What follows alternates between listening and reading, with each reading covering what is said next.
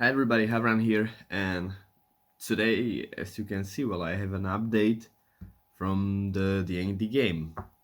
Obviously, my camera is in here, my laptop is in here, so sorry if I'm not going to look at you directly. That's because I'm looking at the screen, so I could tell what the hell I'm talking about, right? Now, as you can see, my character is named Korpi. Korpi is, to say it lightly, it means raven in Finnish. I wanted to have a character that is like from the northern region, and I didn't want to think too much about the name, so I called him Korpi, and it means raven basically. So yeah, not too much thinking about the name. A little bit, you can say, but whatever. As you can see, I'm a warlock, uh, and I'm devoted to the Raven Queen. And my background, I'm a guild artisan, I'm a locksmith. That means I do have some perks regarding the guild and some skills that are useful. And my current race is a vampire. That means I'm a half vampire. I don't need to breathe. I can walk on walls and ceilings and stuff like that. Now, regarding the stats, I rolled the dice and this is what I got. I have 12 strength, 14 in dexterity, 12 in constitution, 13 intelligence, 13 wisdom, and 18 charisma. As my character is all charisma based, most of the attacks, I decided to go with this skill as the highest one. And I could choose two skills as a vampire. I got insight and persuasion as a guild artisan, and as a warlock I could choose two more. So I went with this. I went with deception, obviously insight, intimidation, investigation, persuasion, and stealth. I'm wearing just a light armor that is leather, and I'm having just a simple weapon. Languages, I had common, obviously, and then I had one as a vampire and one as an artisan. So I went with infernal and dwarvish because, I don't like elves, and dwarves are good with smithing tools, so I went with dwarvish. Let's go further. This is my attack weapons and cantrips.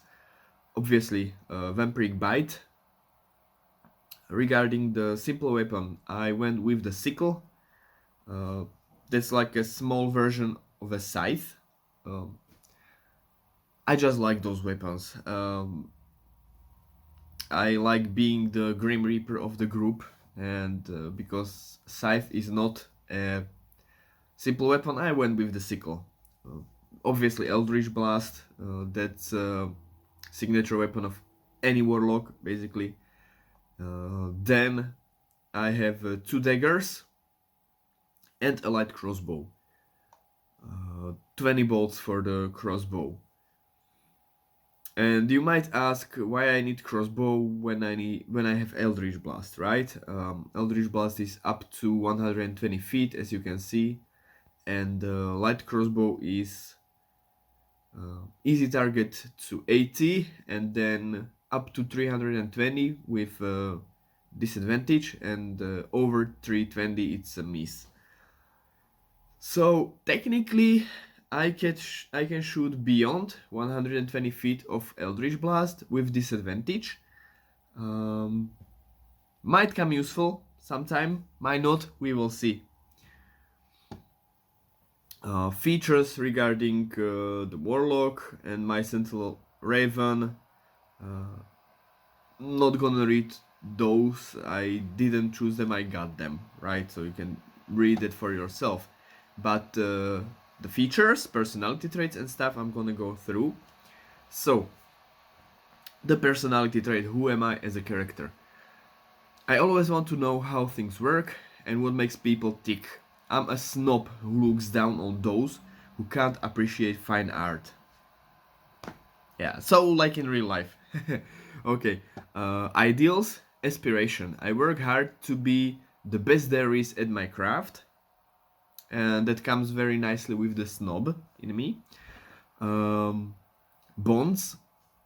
This one is a little bit personalized because it was basically the same, just the reason for the backstory is different. Originally, it was because of a destroyed livelihood.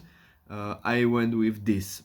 I will get revenge on the evil forces that killed my love, that killed the love of my life and ruined my life.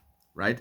Um, I will go further in the backstory in the future video, but just to make it a tiny sneak peek and be a little bit like give you hint or insight. I basically, as a character, was engaged with a beautiful woman.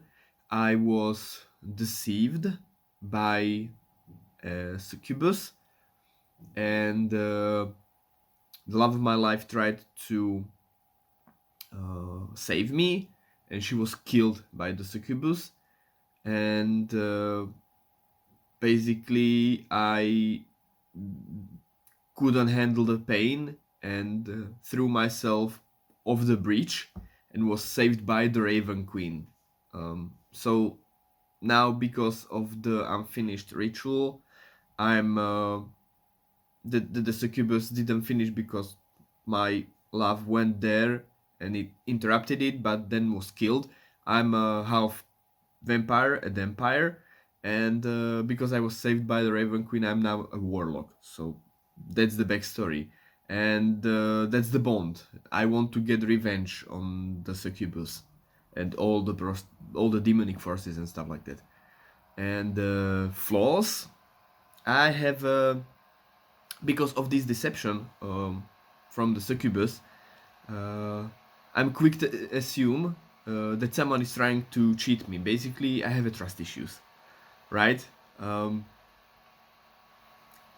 And being the one in the party who has the highest charisma, and if I scroll up, and I have investigation, intimidation, persuasion. The group decided I'm going to be the one who is going to be sent to deal with stuff, and you will see in the spells later why. With the trust issues, this is going to be creating a lot of, let's say, interesting scenarios, because being the voice of the group and being not trusting of anybody who I come across, these two are in conflict, so we will see how it turns out. But at the moment, I'm really looking forward to this party and to this game, because, as they say, shit hits the fan very fast. Now, my backpack, I went with the adventuring gear, and my arcane focus is a crystal that is going to be in my engagement ring. Not too much to say about this, right? When we scroll down just a little bit more, I will go like this, sorry. Now, this is me, Corpi. I've done this at the Hero Forge. I'm probably gonna order this model and paint it in the future, because it looks just amazing. Like, colors are going to be a little bit different. This hood is like a chicken hood. It's gonna be yellow with red. It's gonna be so much fun. And obviously I have my familiar, who's a raven. You don't see it right here, but he has Converse sneakers, bloody sword, of course. He's pretty cool. I'm gonna show you the Hero Forge once I'm done, or maybe when I'm going to do painting. We will see. So, gender male, age 28 because I don't feel like I'm 30. Medium size, 5.7, 165 pounds. Chaotic neutral. I'm devoted obviously to Raven Queen with ebony hair, blue eyes, pale skin. In here there's going to be like my appearance and my character history and my enemies. I didn't go through the whole backstory yet, so this is for me to figure out for the future. Now, my familiar. I called him Shrike. Yeah, Ravengard, obviously. I took some liberties in naming my familiar. He's a Sentinel Raven, he's a tiny, a beast type, 25 years old.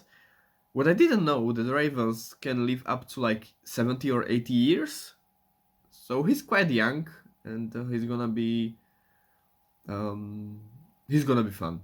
From what I read, they can act autonomously, but they do listen to me telepathically. So no idea how that's going to work out, but it's going to be fun.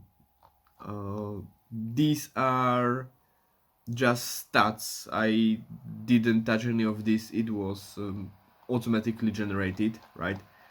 And here's the picture of the Shrike Raven. So we go down, and now spells and cantrips. Obviously, Eldritch Blast. That's a like signature spell of any warlock. Then I was thinking about Friends or Mage Hand. Decided to go with Mage Hand. It's basically a magic hand that I can send up to 30 feet to manipulate with stuff, pick up things, and slap people and stuff like that. With me being able to walk on the ceilings and having stealth, this is going to be useful, and it's gonna bring a lot of different possibilities to do mischief. Regarding the actual spells, I only have one spell slot and at the first level, and I decided to went with two spells that I have at my disposal. Basically, I'm going to have to choose which one of those two spells I'm using at the moment, and then I need to have a short rest, which is 1 hour, to be able to have another one. So, first one obviously Hex, that's a debuff. It's necrotic damage, it can bounce when it kills somebody. It's I believe it's focused base. Haven't like read too much about this one. I mostly tried to think about the other one I've chosen, and that's the Charm Person. I can basically for 1 hour send a spell on some humanoid and make him, her, it do my bidding. Obviously, I need to roll if it's a success or not, and after it's done, they know I charmed them. But I can use it on basically anyone. If it's an NPC, if it's like somebody from my party as well. Not going. I will try not to use it maliciously on my party, obviously, but I can, for example, probably use it on NPCs like, hey, go with me and go watch over there to those doors and don't mind those weird holes on the floor and on all the walls. They are definitely not some sort of a hidden trap or something like that. With trust issues and with being so highly skilled in charisma and having persuasion and deception and charm, you know it's going to be fun. Like when I was speaking with my party, they were like, "Oh man, this character is something else. It's not like overpowered, but it's definitely slightly above the line of what power it could have been at the first level." So I'm definitely looking forward the next session. No idea when it's going to be, but we're going to start the actual in-game meetup and starting the adventure in the next session. So looking forward to it very much. And yeah, that's it for today's video. Thanks a lot for watching, guys. Going through my character sheet for Corpi, and see you in another video. Cheers!